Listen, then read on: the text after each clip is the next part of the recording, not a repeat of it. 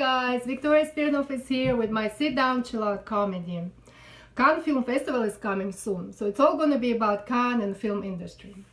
1999, I'm with my boyfriend on his boat in Cannes, waiting for the festival to start. Just a few days is left, and this employee who worked for us getting all the tickets, she called me and she said, you know, I'm here with the tickets, can I come? Do you mind if I'll come with my boyfriend? You might recognize him, he has this very strange job. And I'm kind of not listening because, you know, what do I care? She's not my girlfriend, she's just an employee, and what do I care what her boyfriend does? And it's not like in Dreiser's American Tragedy, you know, when your employees couldn't date each other. So I'm like, yeah, sure, whatever, just come. And she was French, very well educated, very nice and polite and sweet girl. Not a gram of a makeup, round glasses, always with papers, like very serious, you know, and very pleasant to deal with, but very proper, you know, straight to the point, and you know, not nosy or anything like that. So she comes with her boyfriend, and he is, you know, a young, good-looking guy, and I'm thinking, no, he's not an employee, but I've seen him somewhere. And so we keep chatting, and she goes, here's the tickets for the premiere, here's the tickets for this, for that. And I keep thinking, you know, yeah, thank you, but where did I see the guy? Where have I seen him? And they were about to leave when I suddenly went, oh, wait. Do you guys want to stay for dinner? Because I realized where I've seen him. I've seen him in the porn movies. And I look at her and at him, and it just doesn't match at all. And I'm like, no, wait, I want to know more. You know, now I don't care that she's an employee. I'm her best girlfriend. I want to know how is it functioning, you know, like he calls, sorry, honey, I'm gonna be late.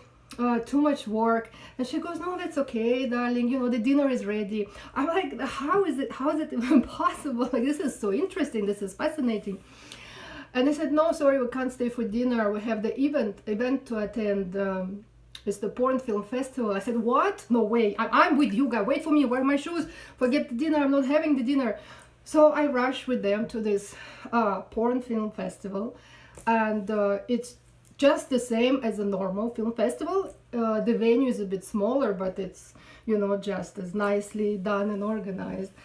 And then I've seen something out of this world, okay? So the next nominee, Miss Gangbang, goes to, oh, thank you so much. Oh my God, I can't believe I'm so lucky. I would like to thank the crew. I would love to thank my husband. He was so supportive. And I just sit there like, what? Like, no way, are you guys for real? And this was just so incredible, you know, and I felt like a nun in the veil, you know, like Babushka from last century, so backwards and conservative compared to these guys. So after the event, we ended up having after party on our boat somehow. So we had like 15 or 20 of these actors. And, you know, I also had some other guests because, you know, my boat always had open door policies. If I made it from Soviet Union, anyone could come and have a glass of champagne. So I remember I was talking to this art dealer, and I was trying to be smart. You know, I know nothing about modern art, but I was trying to be smart. And, you know, I was with my drink, I said, yeah, this, you know, the contemporary art. And I sit on the couch, and suddenly I find myself on the middle of the action. It's like, ooh, I beg your pardon, whose leg is it? Oh, Miss Deep Throat, yeah, how you doing? And are you enjoying yourself? Yes, cheers. And, you know, and then I realize, these guys, they're just having sex everywhere, literally. And they were doing it so naturally, like for other people, you know, to just have a cup of coffee or tea. And the other guests were just shocked, nobody said anything.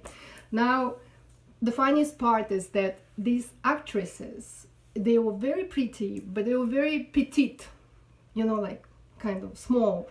So they were wearing these huge heels, on platform and the very pointy heel. So the captain said, oh no, you have to take them off, you're gonna ruin the boat, you have to take them off. And they really didn't want to, so they would take them off, put them back on, take them off, put them back on.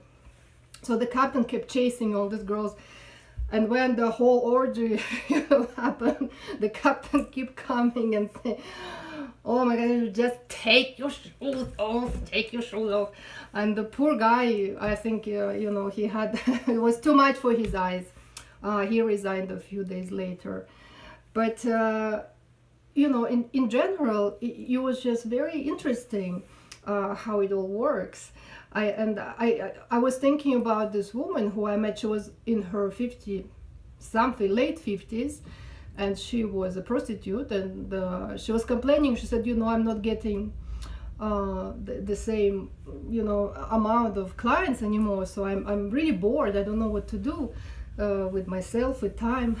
And I told her, well, why don't you write memoirs? She was French, from Paris, you know, late 20th century. It would be really interesting, just all the ambience, no names of course, but just, you know, how it was all working. And she said, what, to write? Oh no, it's too much work. I remember thinking, you know, I know some people for whom to have sex once a month is too much work. So that just shows how different we all are. And I want to finish with this joke. It's a very black humor Russian joke. It's actually Soviet, because in Soviet times the prostitutes would make much more money than any scientist, you know, or teacher or doctor, because they deal with foreign currency. So the joke goes, a policeman detains the prostitute, and he looks at her files, and he goes, look at that, just look at that. Your mother is a PhD in chemistry. Your father is a PhD in math. You yourself graduated with the best grades in quantum physics. So how did you end up like that? And she goes, well, I don't know what to say. Just got lucky. so there you go. Subscribe to my channel for more jokes and funny stories.